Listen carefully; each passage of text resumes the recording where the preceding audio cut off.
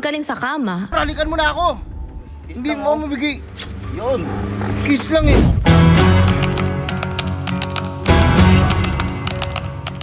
Sa mundong to, minsan hindi na diploma ang labanan, hindi na diskarte lang, kundi kung gaano ka kaaliw sa internet. Habang ang iba nag-oopisina, may mga tao na tumatawa lang sa kamera pero milyon ang kinikita. Sino ang mga taong to? Bakit sila ang pinapanood? At bakit parang kahit anong gawin nila, viral? Ito ang top 20 Pinoy influencers na rumaratsa sa internet.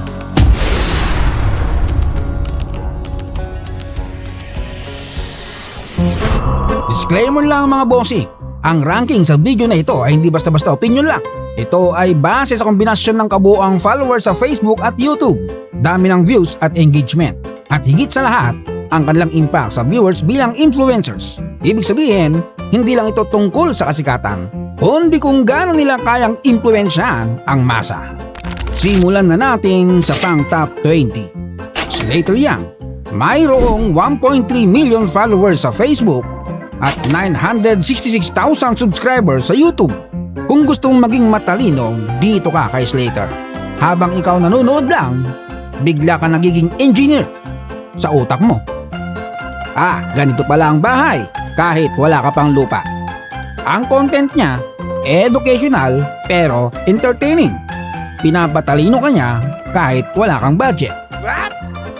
Sa top 19, Sasager. May 2.7 million followers sa Facebook at 347,000 subscriber sa YouTube.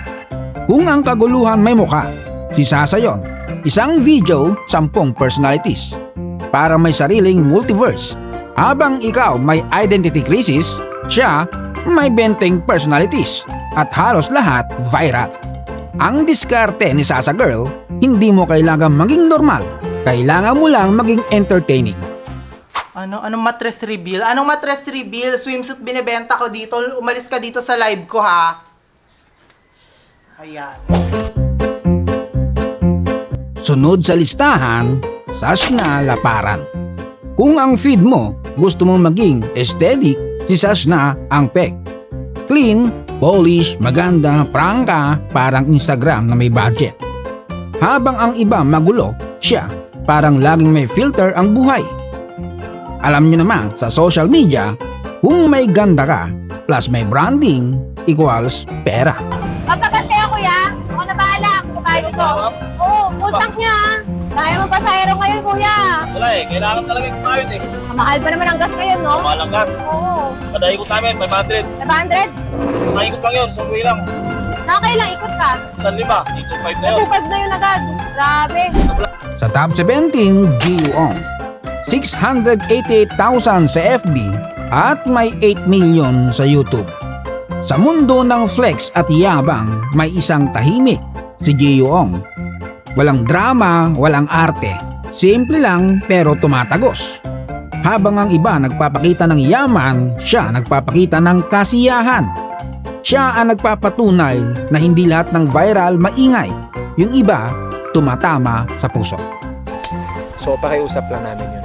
So pagka kami ay medyo nakarinig kayo na siyempre safety din namin, kung paano namin puproteksyonan yung isa't isa. Dahil kami lang to, pamilya lang kami.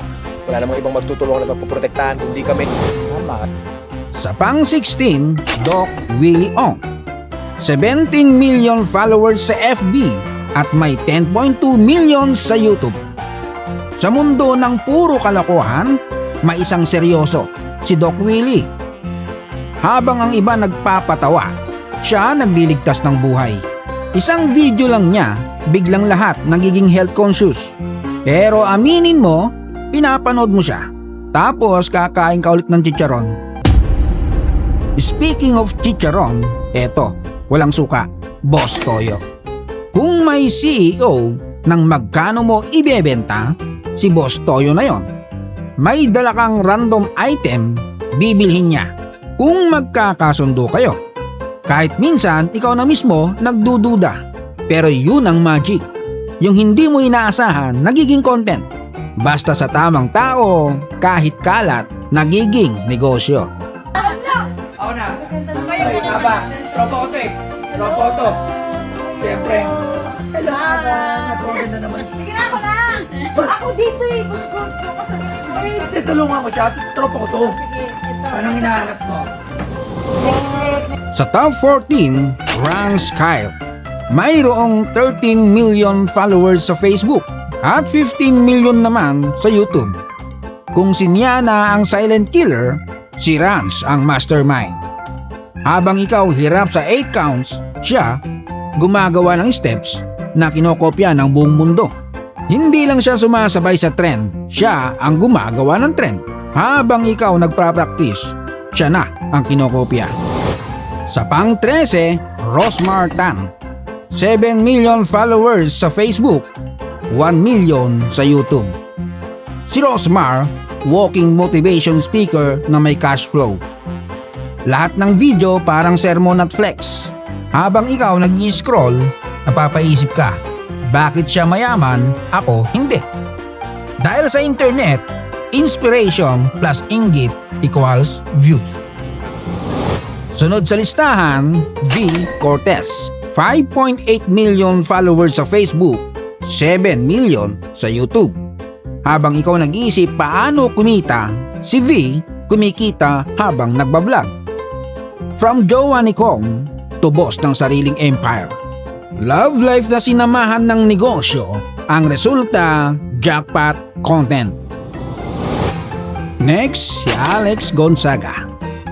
15 million followers sa Facebook at 15 million din sa YouTube. Si Alex isang human prank machine. Minsan nakakatawa, minsan nakakabwisit, at minsan napapaisip ka kung okay pa siya. Pero yun ang magic. Hindi mo alam kung matatawa ka o masyasyak. Sa content, chaos is currency. Sensya na po. Di po kasi kami magkarinigan ni Sir Idol. Uy! Uy! Yeah. Sir, titignan ko kasi, sir. Titignan ko, sir. Ano? Ako, nakakaya. Maano tayo? Okay, sir. Iwalay natin to ah. Pamit. Sa top 10, Yana Guerrero. 24 million followers sa FB, 15 million sa YouTube. Habang ikaw hirap sa TikTok dance, si Yana parang galakad lang. Global level ang galaw, local level ang saya. Siya ang patunay na hindi lahat ng influencer maingay. Yung iba, galaw pa lang, panalo na. Sa top 9, Donalyn Bartolome. 16 million followers sa Facebook, 10 million sa YouTube. Si Donalyn walking plot twist. Minsan relatable, minsan confusing. Minsan viral na di mo alam kung bakit. Pero isang bagay lang ang sigurado, pinag-uusapan siya. Dahil sa social media, ang bad publicity ay still publicity.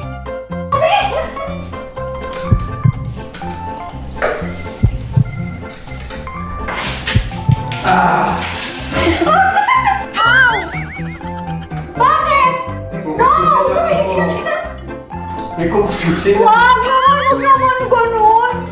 Bakit? Ako nga, wiwig ako kanina pa. Bakit? Pangwalo, Small Laude. 2.4 million followers sa Facebook, 2.5 million sa YouTube. Mayaman na, pero mas maingay pa sa kapitbahay mong tongitera. Luxury life, pero ugaling kalog. Habang ang iba nagpapakaklase, siya nagpapakatotoo. Siya ang isang patunay na hindi lahat ng mayaman boring. Yung iba, viral. Sa pang-pito, Wamos Cruz. 322,000 sa Facebook, 941,000 sa YouTube.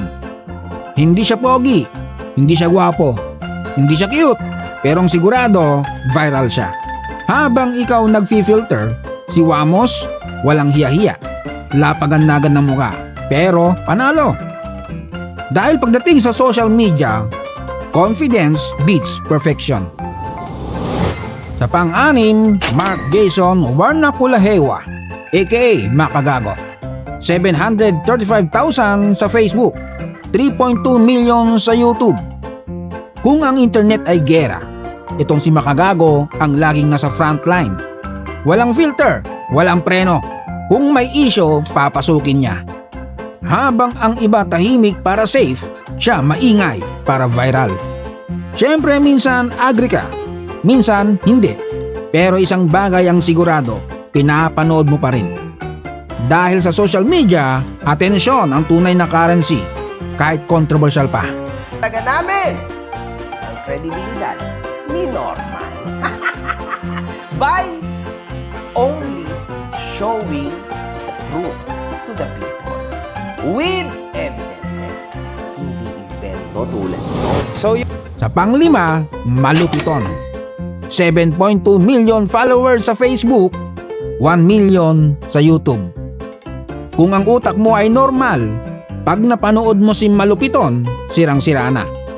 Walang logic, walang sense, pero nakakatawa. Parang panaginip na may lagnat, hindi mo maintindihan pero ayaw mong matapos. Habang ang iba scripted, si Malupiton parang naka-randomizer ang utak. Hindi mo kailangan maintindihan ang content. Basta natawa ka, ayos na, panalo. Anong ginagawa? Yun ang Uncle, umiihi. Kanina pa paulit ah. Umiihi? Umiihi, Uncle. Hindi nakita mo yung ano niya, yung naka-brown. Napakalaki Uncle. Hindi ka magsisisi. Saan? Ano sabihin natin? Sure ka na masisilipan natin yan. Oh, Uncle, may butas doon na maliit. Sige muna ka. Top 4, Zinab Harake. 15 million sa Facebook, 15 million din sa YouTube. Kung may rena ng iyak ngayon, viral mamaya, walang iba kundi si Zinab. Content niya real life, walang filter. Kung masaya, iyak. Kung malungkot, iyak ulit. Pero ang viewers lalong dumidikit. Dahil sa mundo ng peke, ang tunay na emosyon ang pinaka-clickbait. Isang luha lang, milyon na agad ang views. Di tulad ng kapitbahay mong iyakin sa FB na walang may paki. Si Zinab, ang patunay na minsan ang kahinaan ay content gold.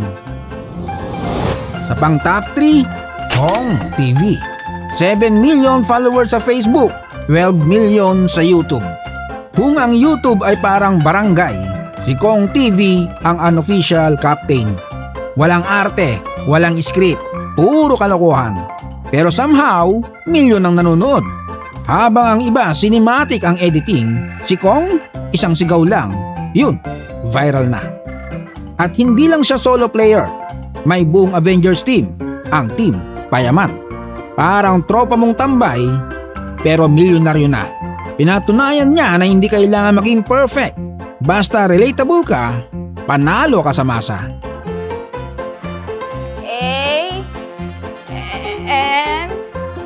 Sabi ng teacher, napakabagal.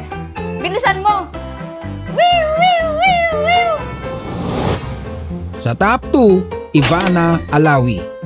42 million followers sa Facebook, 20 million sa YouTube. Sa mundo ng YouTube, may isang pangalan na parang ATM ng views, si Ivana.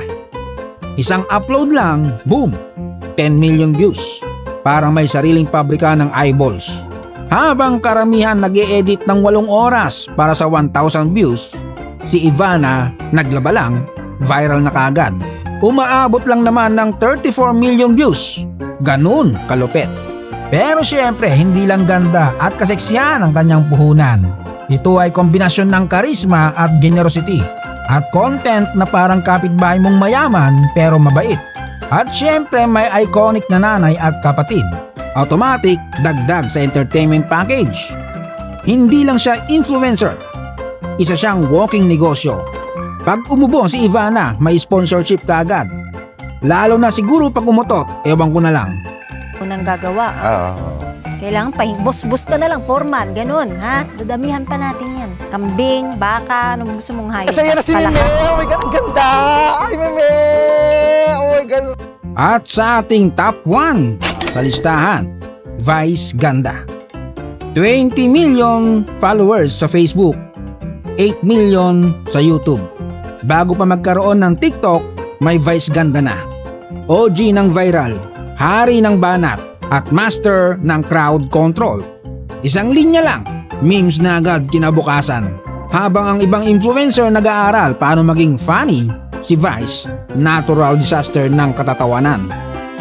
Marami ang napapasakit ang tiyan at marami ring nasasagasaan.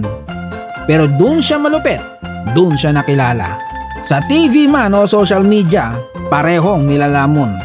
Hindi siya sumunod sa trend, siya ang trend. Pero pa mo si Dracula, gano'n? Na-inspire kasi ako kasi nag-golf na ako eh. Nag-golf? Ang taray, naku, Day. Yung kunin mo yan, mag-golf ka pa, baka lumiyap ka na. Iba-ibang estilo pero lahat sila may isang pagkakahalintulad. Hindi sila natatakot ipakita ang sarili nila. Habang ang iba naghihintay ng perfect timing, sila nag-upload kahit wala sa timing. Habang ang iba natatakot mabash, sila ginawang content ang bashers. So yun, huwag kalimutang mag-like, share at mag-subscribe. Shout out Amy Ranola ng Kuwait, Maxel Dutz from Cagayan de Oro City, Orlando Omega na nasa UAE, Randy ng Toronto, Canada, Abigail ng Pangasinan, Carl Amber Bleble Fajardo ng Baritan, Malabon City, Wahida Alaisa, Bell's Notebook, Alfie Paul Lau ng General Trias Cavite, Jane Alba from Davao del Norte, Bogs Vani from Riyadh, Kingdom Saudi of Arabia, Kabagsik TV from Jensan, Ivan Philip San Andres ng Bicol, at kay Teresa del Mundo na nasa Spain. Salamat sa panonood, hanggang sa muli.